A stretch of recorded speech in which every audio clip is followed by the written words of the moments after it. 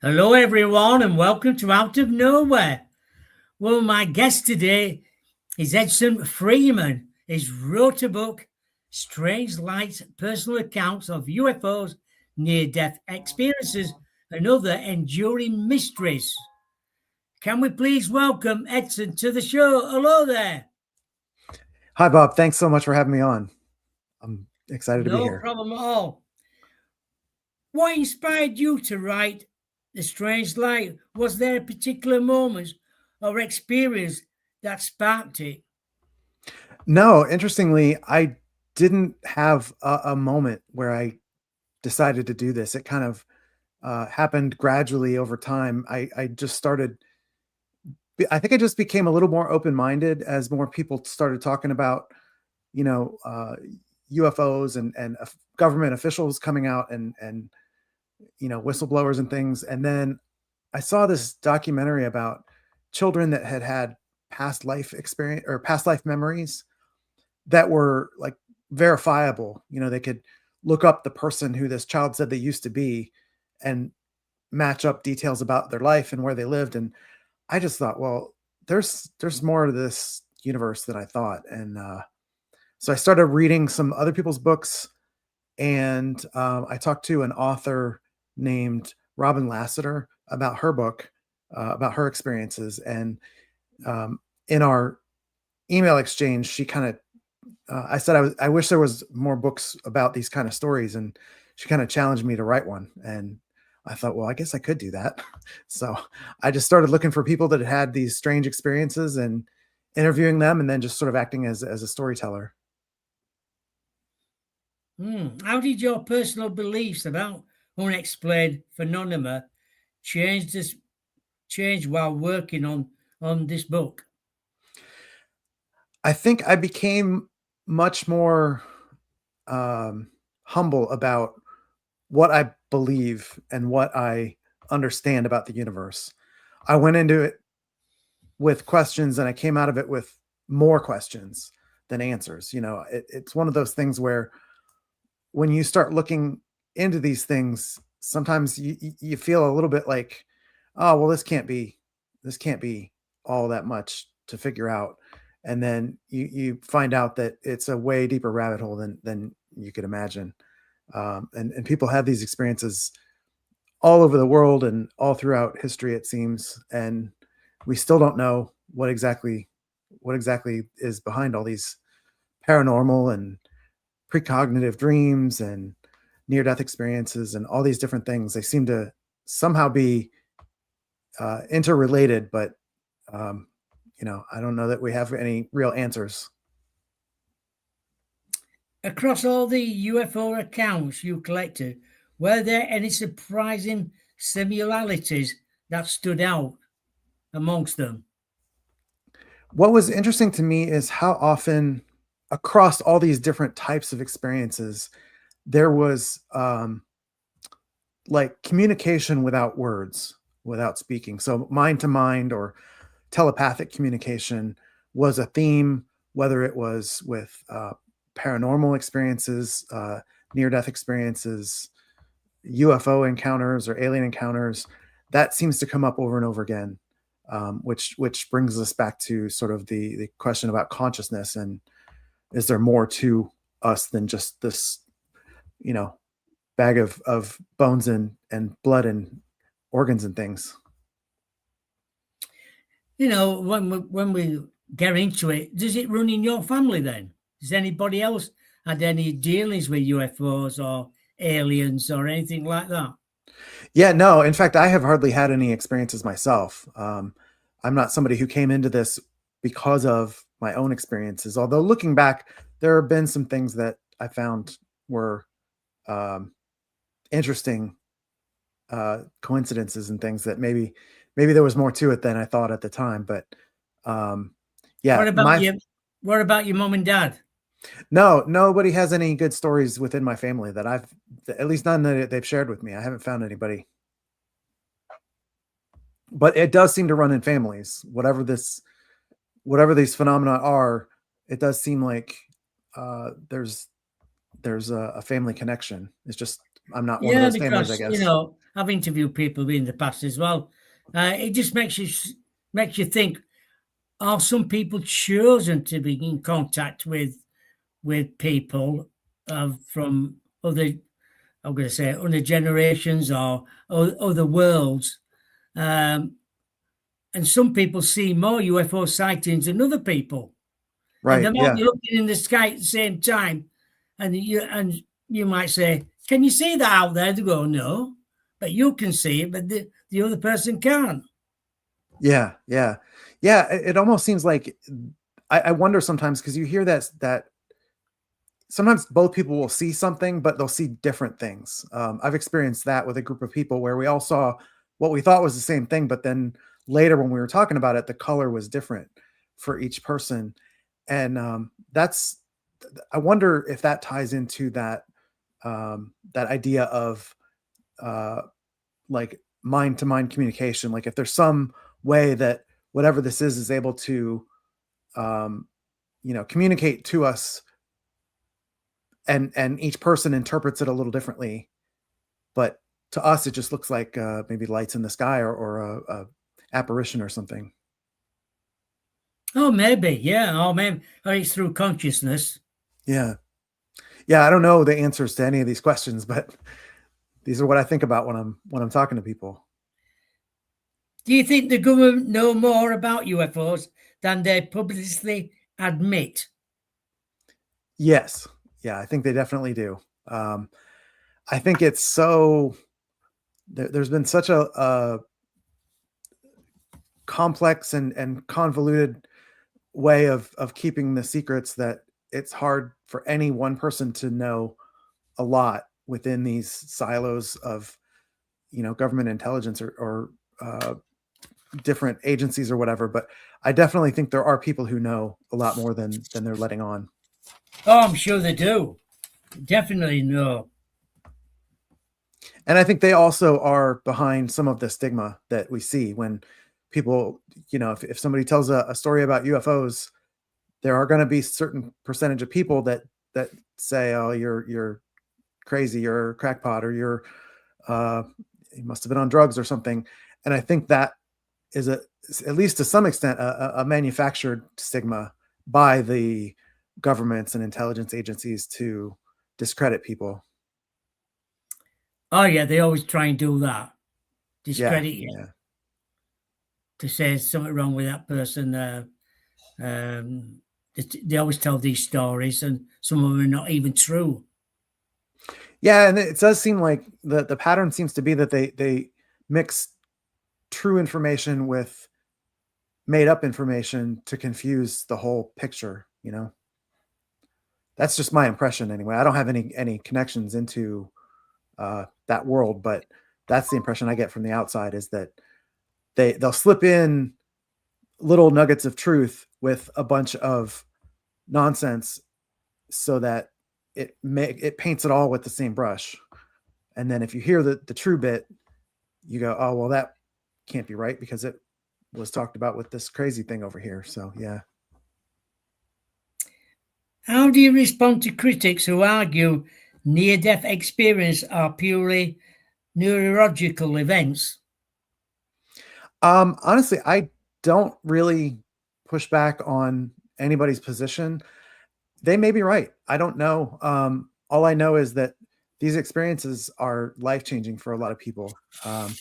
And I think it's worth listening to these stories and trying to understand maybe the nature of the universe, or maybe the nature of our brains or psychology or whatever. I try to be, I'm not an investigative journalist. I'm just a storyteller. So when I interview somebody, I start from a position of believing their story, and I don't ask them to um, bring documentation or photos. Sometimes they do, but there are plenty of people that are already doing that kind of work, and I thought it would be much more interesting to get people to let their guard down and just tell their story and not worry about the convincing me of it. And that does seem to be, I do seem to get people to share a little bit more with me sometimes, because I'm not pressing them. And as far as critics, they can listen to these stories and draw their own conclusions. I don't have a stake in the game, really. Oh, I know what you mean. Yeah, I think there's a sighting or something to do with somebody called Flynn. Yeah. The first chapter, Flynn went to Finn. I guess Finn was his name. He went to a place in Texas where they have strange lights in the sky. The Marfa lights is a kind of a famous. It's well known enough that they have those little roadside coin operated like binoculars at one of the vantage points.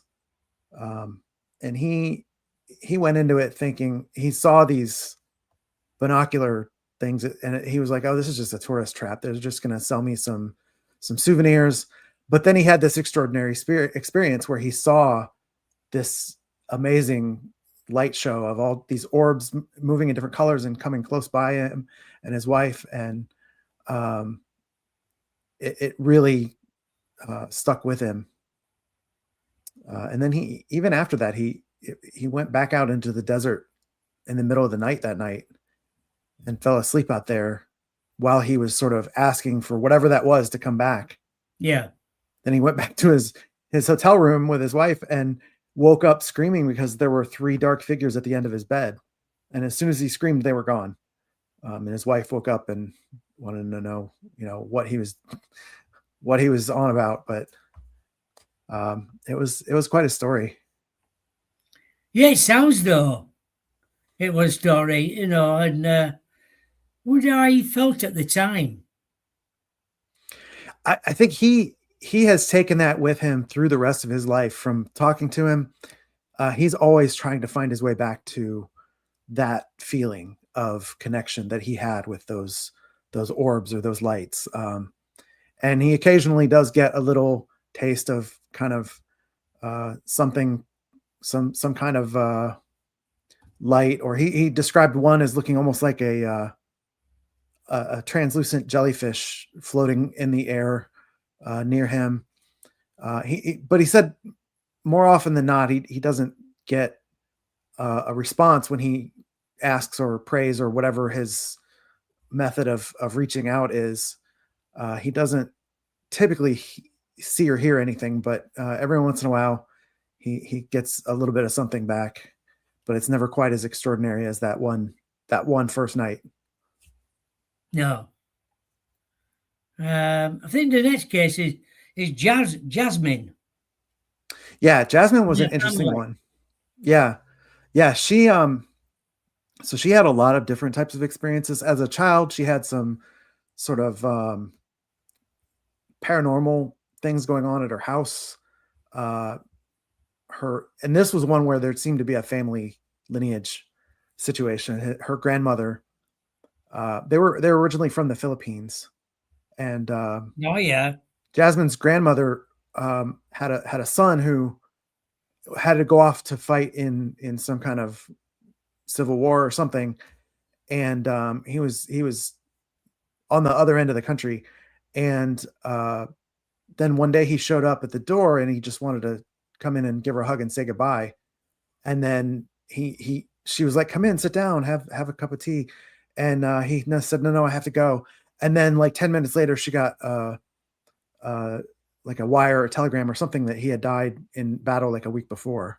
No. Uh, so that was Jasmine's grandmother. Jasmine herself seems to have some interesting like dreams and visions that come to her that are predictive of tragic events, but she doesn't get enough detail to understand them until after the fact. So, for example, the one that kind of gave me chills was she would wake up and she has a journal where she would draw her like sketch out what she saw in her dreams, and she showed me the sketch of it looked like these giant flower pots with like little stick figures inside the pots, and she said she just had this vision of people in these big pots and she didn't know what it meant. And then several weeks later, news broke of a serial killer who was murdering people, and he worked for a landscaping company, and so that's how he was disposing of his bodies, was putting them in these giant planters on, at a landscaping job.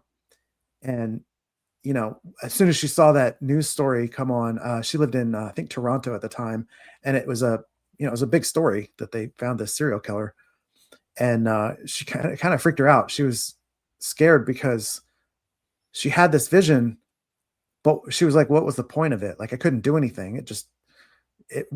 I didn't have enough to act on it or anything like that."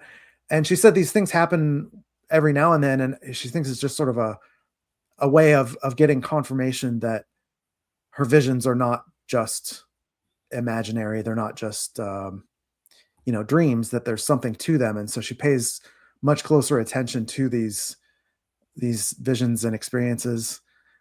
She also has some stories about going to certain places in the world and having it bring back like past life memories to her by being in certain places. She was drawn to a place in Peru, and I think one in maybe Mexico or somewhere in Central America, Oh, really? where she would remember things that had happened in. You think that was past life then?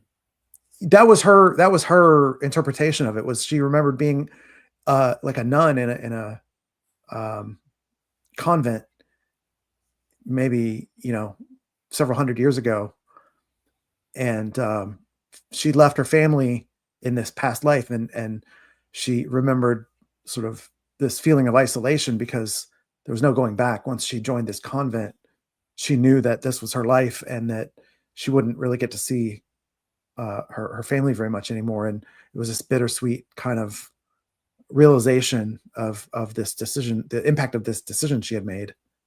But yeah, she had a number of interesting experiences like that.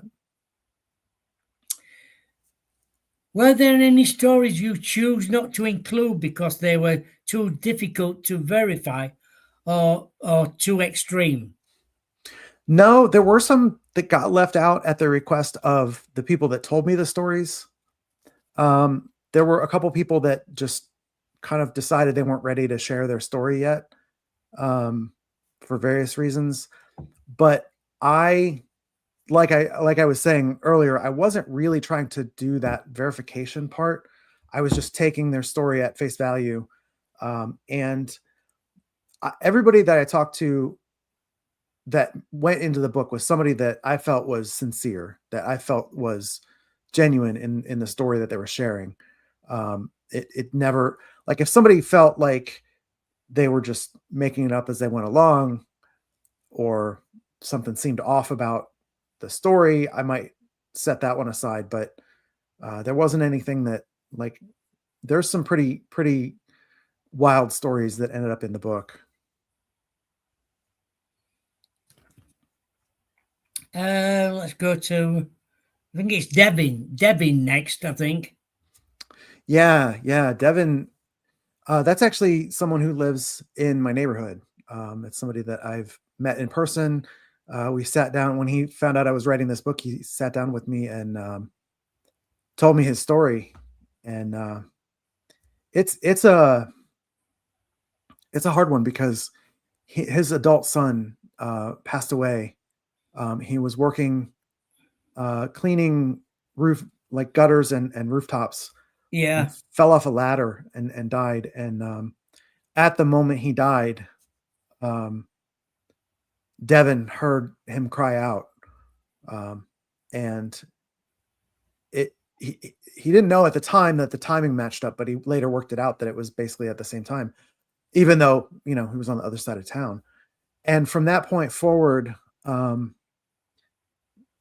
Devin's son, Gabe, was the one who died.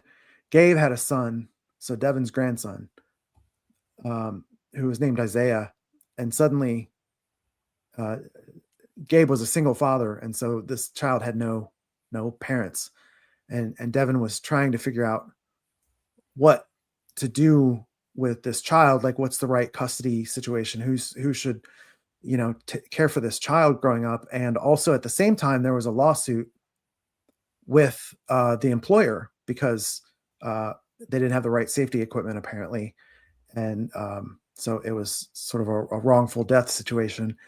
And for both of those challenging situations, both the custody of the child and the legal matter, um, Devin felt that Gabe was helping him along the way to make the right decisions and to get the evidence they needed for the court case in a timely manner. And things would turn up when, like, for example, Devin got a piece of mail that was addressed to his ex in another city, but it showed up in his mailbox and it was something he needed for the case. He doesn't know why it ended up in his mailbox because it wasn't addressed to him, but it was something that came just in time for the legal matter, and they ended up getting it all worked out in both cases. The child went to live with an uncle and his wife, and they won the court case and were able to secure a little bit for Isaiah's future through the settlement. Right. What advice would you give listeners who want to explore these topics without falling into misinformation? That's a tough one. I think talking to people one-on-one is really a good way to get these stories. Secondhand, third hand, they can always get a little distorted. Obviously, anybody reading my book is getting it secondhand, but I did work closely with everybody that I interviewed to try and make sure that it was as accurate as possible. The only exceptions would be if they wanted me to, anonymize some details or change their names for privacy reasons or for job security or whatever. But I think part of what I hope this book would do is get rid of a little bit of that stigma of talking about these things.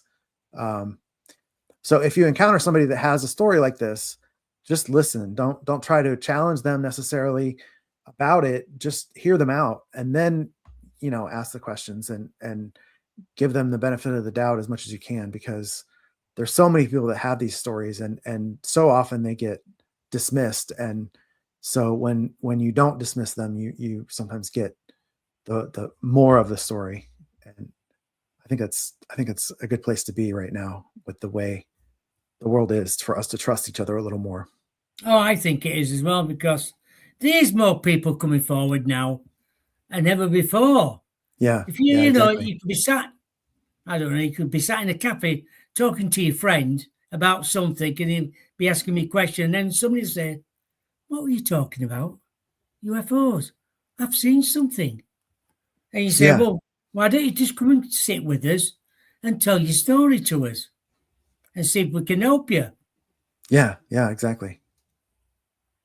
And I Yeah. think And that's the way to do it, isn't it?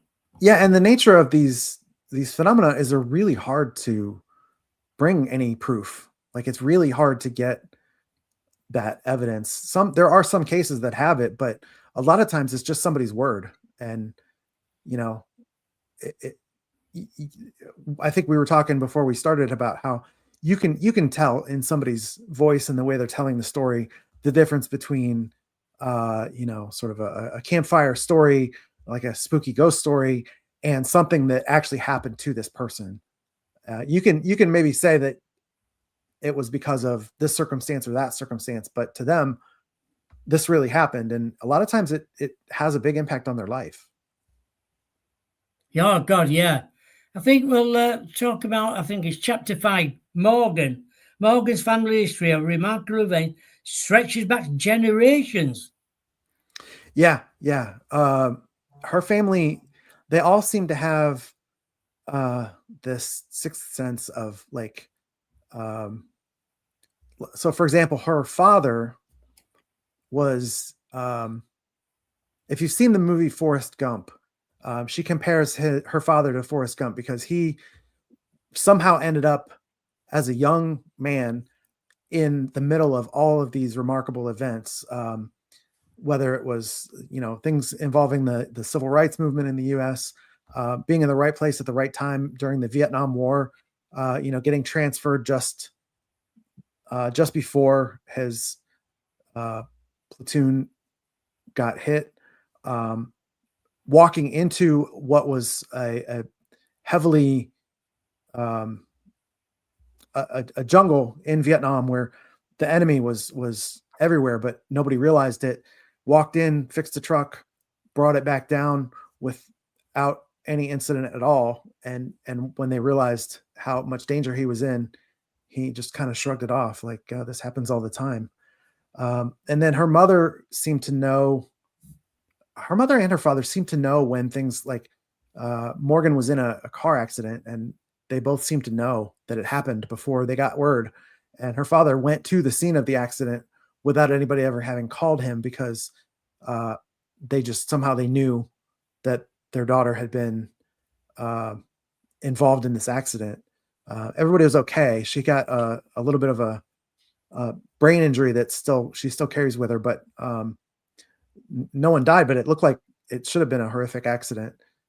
They also had a house fire, a similar situation where the mom just knew it was time to get out, and they got out just in time before the fire would have really made it impossible for them to get out of the house. And then, in more recent times, Morgan has her own kids, and they seem to have a telepathic connection between the mother and the children, where she'll be thinking about what she's going to make for dinner, not saying anything, but just thinking it in her head. And the kids will say, "Oh, I want mine with ketchup," because she was going to make burgers or something. And what's really interesting about it is that she has two biological kids and one adopted child. And the adopted kid seems to have this too, where he can sort of read her thoughts and vice versa. Not all the time, but occasionally he'll just know what she's thinking, or she'll know what he's thinking. And it's a really remarkable kind of scenario. It sounds like it as well. It sounds as though the children have got that gift as well. Yeah. Yeah. They can Yeah. read her mind properly. Yeah. Yeah. It does seem that way. Like I said, it's not an all the time thing, but once in a while, they seem to be able to know what the other one's thinking. Did any interview or story stay with you long after finished writing the book? A number of them did. We talked about a couple of them already, but one that we haven't covered yet was Frankie. Frankie was a person who had a whole lot, like a lifetime of interactions with some your typical gray aliens. Frankie said that the grays, there are multiple different types of grays. They're not always from the same culture or the same planet or whatever. She said she doesn't know exactly where they're from, but they explained even from childhood, they have been explaining all these things about why they are so interested in humans, and hybridization programs, and all of these things that you sometimes hear in the deeper corners of UFO lore about what the Greys are doing and why they're doing it. It was a really interesting interview. It sounds like it as well. Yeah. What was the most emotional, challenging part of putting this book together? Probably I said something earlier about how I would work with each person whose story I was telling to make sure that I got it as accurate as I could. Yeah. And that was hard with, like, Devin, for example, who lost his son.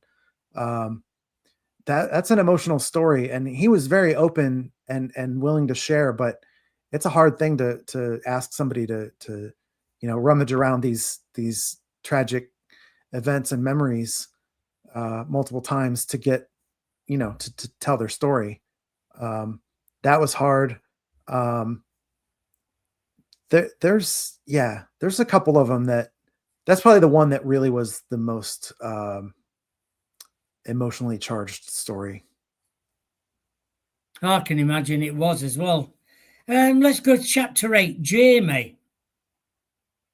Jamie's last day on Earth.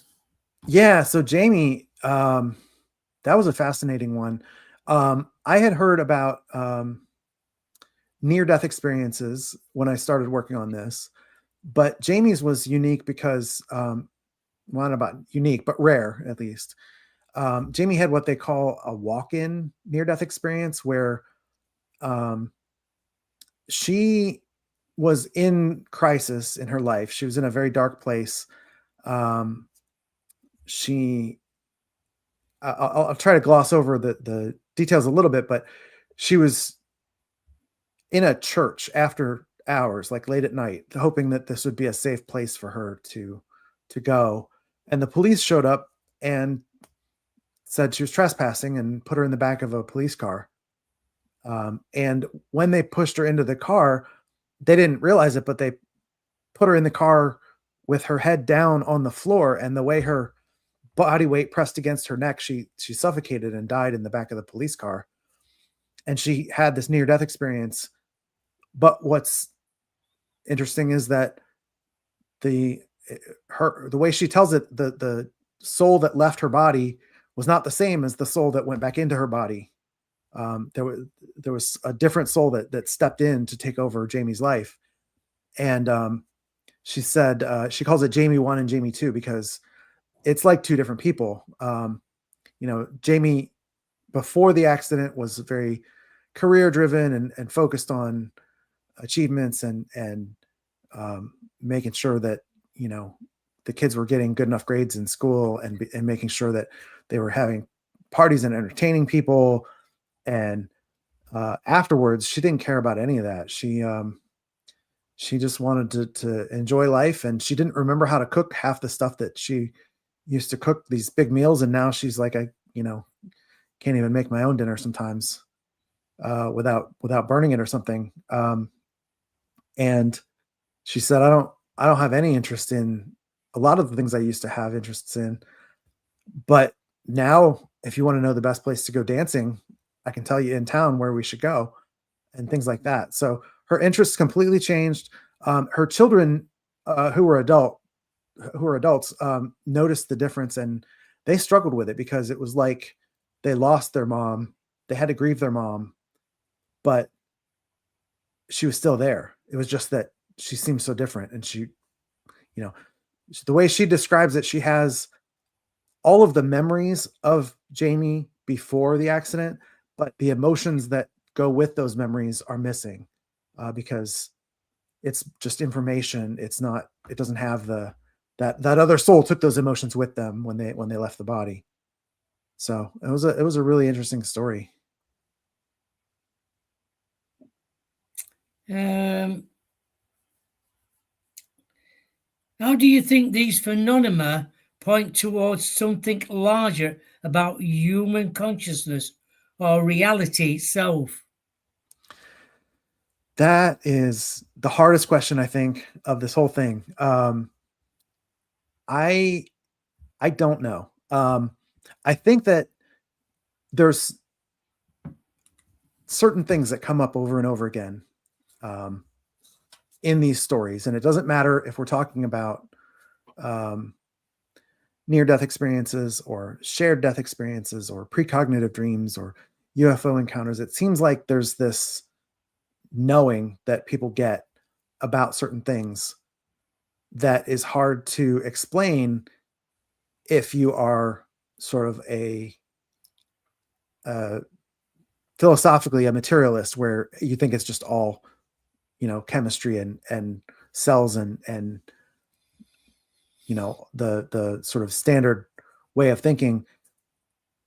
An out-of-body experience is really hard to explain with conventional science, because how can you see if if you're lying in a hospital bed and you're looking down from the upper corner of the room at your body because you've died, but your eyes are still in that body, what's seeing your self from up in the corner of the room? You can't explain that with conventional science, and so it often just gets dismissed. But sometimes you have these cases where when that person's out of their body, they can hear and report back things that were said that they shouldn't have known about, or maybe they see things Exactly, that they yeah. shouldn't have been able to see, Some people do. They Right. say, I was ready to die, and I thought, I'm not finished with my body yet. I'm going to go back into it. And then you might hear think, well, no, I'm going to go over. I've seen the light. I just want to go towards it. Next minute, you're back in your body again. And then Yeah. some people relive that moment later on, when they come out of the coma, they remember Right. it. Yeah. Yeah. Yeah. So I do think there's something more. I don't know what exactly the nature of it is, but I've heard enough of these stories to think that there's this isn't just stories. There's more to it, but I don't know what it is. Oh, definitely. Where have we got to? Oh, yeah, I know. Chapter 9, The Whitaker Family. Echoes of once thriving steel industry will hang in the air in the heart of Youngstown. Yeah, so that was an interesting. That's more in the ghosts and paranormal uh, realm, where they had a lot of um, sort of Hauntings and things. paranormal stuff. They had a. I hope I don't get these. There's two chapters that have similar family connections. I hope I don't get the stories mixed up between them, but I think with the Whitakers, they had a desk that had belonged to a grandfather. They put it in the grandson's room, and he kept hearing this tapping noise. And his mom came into the room, couldn't figure out what it was.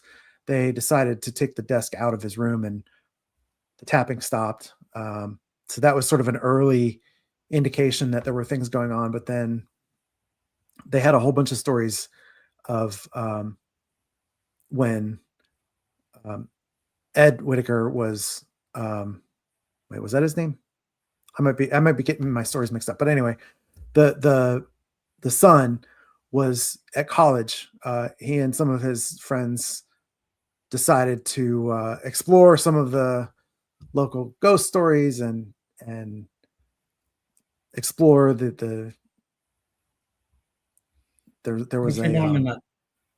there was a university that they were going to that had nearby an old abandoned hospital. I think it was like an asylum, like a hospital for mentally ill people back in, when they used to put them in facilities like that. And it was boarded up, and so they went in there and they heard screams, and there was nobody else in there. And then when they tried to leave, the window that they had pulled the board off, the board was blocked off again, and they couldn't get out.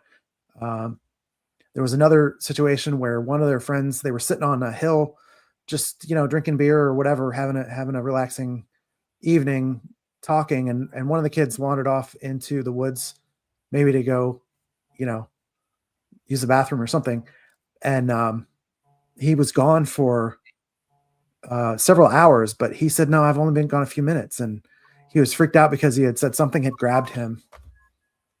And so that may have been like a lost time alien abduction situation or something. Um, yeah, there Then was. times, when they used to lock people up in these asylums, it was awful. Yeah, What yeah, happened to people like that? I remember right. years and years ago, when I worked in residential care years ago, there were two lads, twins. They weren't lads, they were in the 70s then, like, and they used to talk about being locked up in freezers, and they used to do all sorts to them in them days. And it was awful. They used to tell me a story, I could see tears coming out of their eyes. And I used to say, oh my God. I used to say to them, look, you're at the right place now. You will get looked after here. Forget about the Yeah. past if you can, and look to the future. Reggie, one of them, and I always remember him to this day. And they used to help me out in the kitchen, do vegetables for me, and sit on a little stool and do all fire. And I think, them poor lads like that, they must have Yeah. had an awful life. Yeah. Yeah. Yeah. And this, I don't know how long this hospital had been abandoned, but it still had, the hospital beds and a lot of the equipment was still in there. And they said it was really a run down and pretty terrifying to wander around in when you were hearing sounds, even though there was nobody in there with you. Oh God, yeah. What's the story from the book that you still can't explain? Oh, there's a lot of them. Yeah, there's a lot. I'm trying to think of probably the I can't even narrow it down. There's so many unexplained things in this book. The one I think that probably stands out in terms of having some kind of documentation is the one with Jasmine and the vision of people in pots, and then having the news break of a serial killer. That and I was able to look up and find the news articles related to that. So Oh yeah. that was disturbing. Oh, it must have been. Absolutely must have been. When you're saying that, what about this used to be a film, Carrie. Mm-hmm.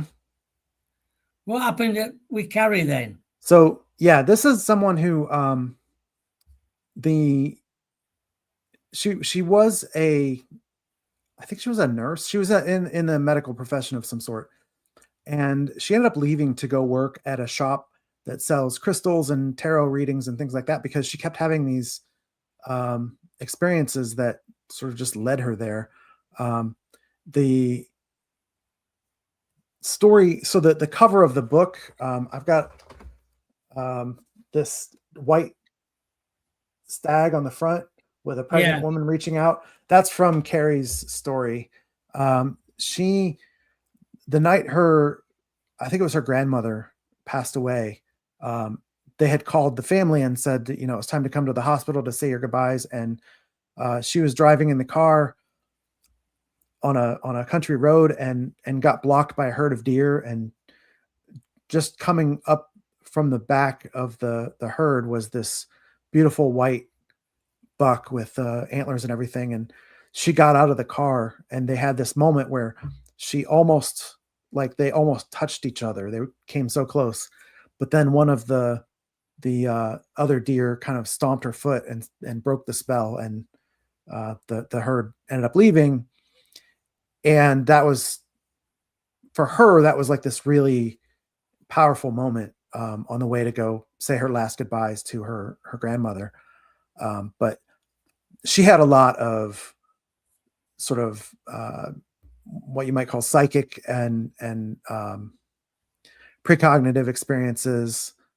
A lot of just really interesting as a kid and as an adult, being able to communicate through Ouija boards and just she does do like tarot readings and things like that. The shop where she works is an older, at least for the US, an older building that seems to have some kind of spirits or ghosts that she and the other people that work there see fairly often. Yeah, I keep saying this because every chapter was interesting, but it was a really interesting story. Oh yeah, yeah. I really had a nice time interviewing all these people. I really appreciated everybody who was willing to open Oh, up I and can share their imagine you stories. did too. Yeah. What about Ollie? While growing up in a 100-acre property in rural Rowan County, North Carolina. Yeah.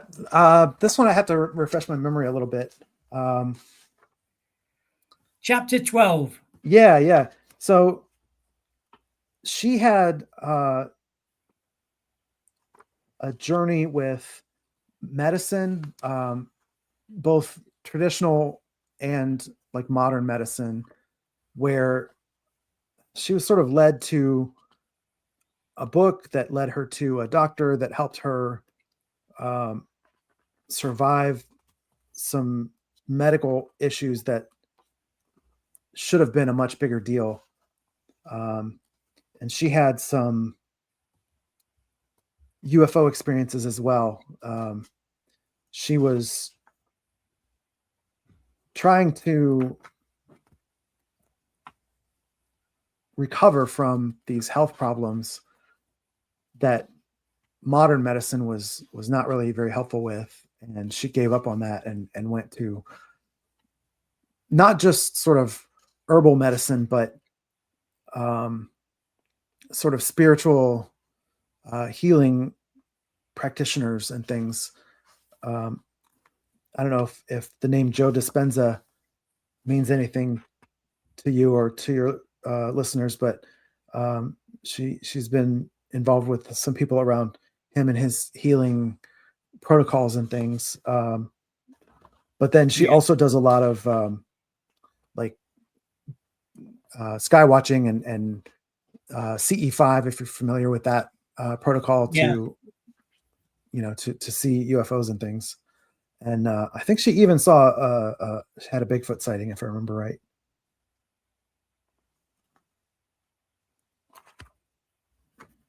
If listeners take one story from your book seriously, which one should it be and why?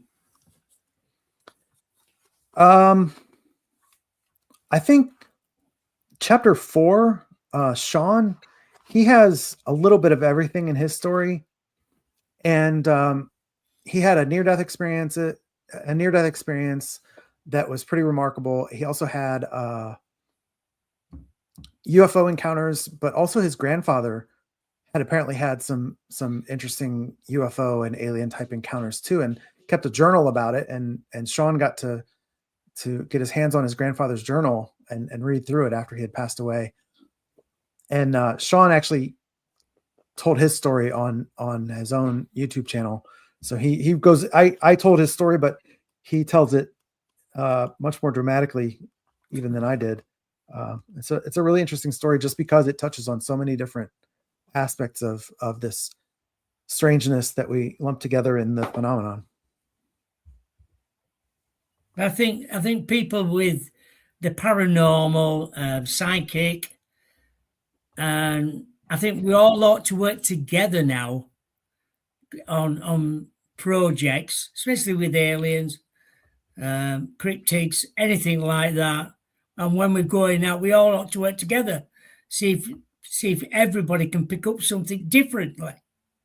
Yeah, we used to, like when I first started on this, I was joking with some of the people that I was talking to, trying to get a feel for who in these spaces were good people to talk to. And there was a sort of a running joke that the UFO people think the Bigfoot people are crazy, and the Bigfoot people think the psychics are crazy, and the psychic people think the paranormal ghost people are crazy. And it just sort of, but that's why I wanted to look into all of these things, because they're all similar in some ways, and they all seem to there seems to be a little areas of overlap between these different topics, and there's no reason why we can't listen to all of these stories.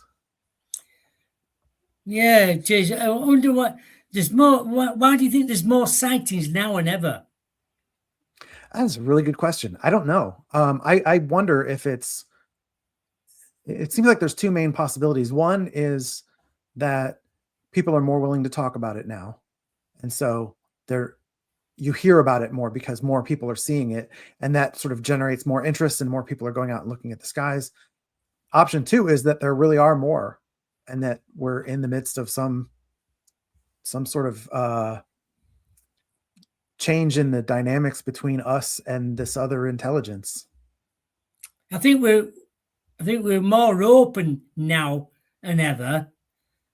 Yeah, Like yeah, before, you kept it to yourself, and I right. think now you can go on the internet and find somebody to talk to Right. Yeah. straight away, and they'll get back to you in no time. And if you're in the same state, or like in England, if you're in the same county, they'll come and see you. Right. Yeah. You can Google them, you can FaceTime them, you can WhatsApp them, and you can talk to each other, Yeah. tell your story, and see if they can help you in any way. Right. Because some people do get frightened. Yeah. And Yeah. then And I some can't blame people them. I mean, don't some of want to these, talk about it because it's in yeah, the conscious. and some of these experiences are sound pretty terrifying. Sometimes the trauma is from how people react when you try to tell your story, but sometimes the trauma is the story itself. Sometimes these things are pretty scary. If shadow beings showed up at the foot of my bed, I'd be scared too. I've had that. I've had it. Well, this place I live is haunted. I know it is. Seen Yeah. black shadows and everything, but it does. I had them bouncing on my bed, and I think, what the hell's that? And then you physically wake up and you think, what was that? What was on end of my bed then? Seemed to be jumping on it. Yeah. And Yeah. then I managed to get back to sleep, and no happens for weeks on end. Do you get used to it? Like, do you get, I think, is it, yeah, I think sometimes you think, I wonder if they're wanting to connect with them, who they are, what are yeah. these beings, what are these, where they're from, and what they're doing here. Right. Yeah. So you've got to think about why this place. And it's strange enough, Paul, who bought the house, he found loads of bags with letters in it, and he burnt them all. Didn't realize, but later on, found out the old lady who had it, was a psychic medium. Mm. Interesting. And there could have been lots in them letters, because he got a knock at the door. He'd only just moved in. He had 4 girls as well, like. And he said, I want to exercise your house. Paul went, you what? He said, can I come in? So Paul said, yeah. He said, I want to go to that top room. That's where I am now. He said, don't anybody sleep in this room. Well, knowing to Paul, the oldest child, I'd come up with him. So he went, so Paul said, I want you out of this house now. Get out. Because I think the young and the third don't have anybody sleep in this room where I am now. It's my lounge now. This is. Yeah. We're on the same level where things have happened in this house. Paul's seen things. Paul's seen aliens up here. So, it's such a shame he didn't realise about them letters. If he'd have saved them, he could have opened them up, and there could have been things in there why things in this house had happened. Yeah. Yeah. You just don't know, do you? Right. I think we'll have one more, I think. I think this is near the last one now. I think it's chapter 14. Oh, yeah. Elise. Elise. Yeah. So Elise, her story was interesting because, are you familiar with the Monroe Institute? Yeah, I am. Okay. Yeah. So, yeah, just in case anybody isn't familiar, they're the folks behind like the Gateway tapes and kind of originated the binaural beats technology. And Elise was somebody who went through the program on her own. She got her hands on the audio and went through all the Gateway tapes, and she did it for like 3 years straight. And she found herself going from being a complete skeptic to someone who was getting like these downloads of the nature of reality and the nature of the universe, and how emotions work in humans, and how the universe is structured. And she put together this whole elaborate slide deck of her understanding about the universe based on the communication that she had while doing these meditations. And it covered all kinds of sort of different emotions. And let me see if I can find quickly the example here that she gave.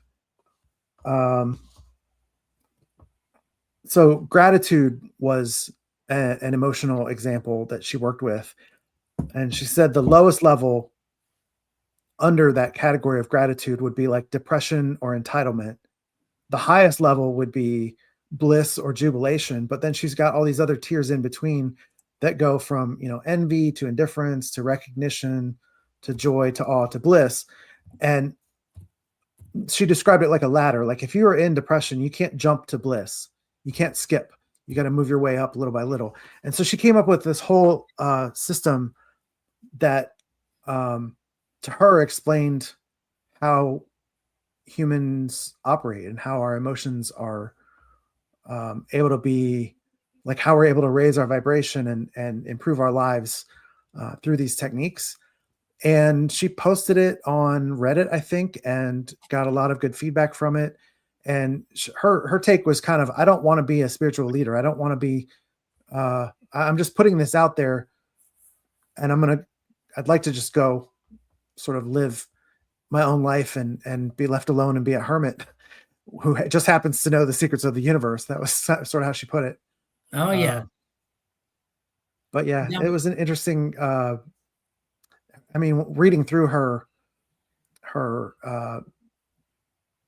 graphics and documents and things, it is a very interesting, because it mixes ideas from all different spiritual beliefs and practices from all over the world and all throughout history, and sort of blends them together into one, all in one place. It does, yeah. So what's next for you then? So I'm actually working on a second volume, basically a second book, similar format. I'm talking to people in as many different places as I can. I've talked to people in Brazil. I've talked to people in Libya and Portugal and the US, obviously. That's where I'm based, and that's the easiest place for me to find people. But I'm putting a lot of effort into trying to find people with these experiences from other cultures, other countries, other continents, and just to see if we find differences or if we find similarities, or maybe it's all just different words for the same things, and see where it leads me. Well, I'm sure it'll lead you you'll get to know a lot of different stories. Yeah. It's fascinating. Cryptics. I think there's lots of cryptics around now. Werewolves, dogmen, Bigfoot. There's loads of stories about them coming out, and seeing more people seeing them more now. Yeah. Do they just come into it, our reality, and then go back into it? Yeah, it seems like there's something to that, where you see the footprints and then they just end. Gone. There's no. Yeah, that's true. Where can people get your book? Anywhere online that you can buy books. Most places will have it, whether it's Amazon or any of the major online book retailers. You can go to my website if you want a signed copy, but if it's outside of the US, it's going to take a little longer to make that happen because of all the shipping issues and things. Oh, God, yeah, I understand that. Yeah. But strangelightbook.com is the website, and from there I've got links to some retailers and social media things and things like that. So. And you're writing another book then? Yep. I'm about halfway done with the second one. Oh, that's good. Absolutely. That's brilliant, that is. Well, thank you for coming on the show. Been very interesting. Thank you for having me. Yeah, no problem. My guest next Wednesday, the 1st of April, is Chad Lewis. Chad has been on my show before, but it's quite a few years ago. But it's nice to get him back on again. I I'm sure we'll have a great time with him. And then on Friday, the 3rd of April, I've got Jim Segalia. He's a right character, is Jim. We'll be talking about giants with Jim and these tunnels, what they've found all over the USA, where they found big bodies and things like that, and big heads and giants. Yeah, I have heard about that. Yeah, that'd be absolutely brilliant. So Jim's on the 3rd of April, and Chad Lewis is on the 1st of April. Both at 2 o'clock Eastern, 11 o'clock Pacific, 7 p.m. in the UK. We just put our clocks back this weekend. So everybody out there from the UK, don't forget to put your clocks on this weekend. And I nearly forgot about that. My guest this Friday is Steve Colling. He's from the UK. He's from the York area of UK, not far away from Bridgeton. We'll have a great show with him as well. That's the 27th of March. So anyway, thank you again. Thank you to everybody in the chat room. There's always somebody in chat. And there'll be people who listen to the show because it was early tonight in the UK, 6 o'clock. A lot of people were just coming home. So they'll catch up with it later. But thank you again. Yeah, thank you. I appreciate you giving me the time. Oh, yeah, no problem.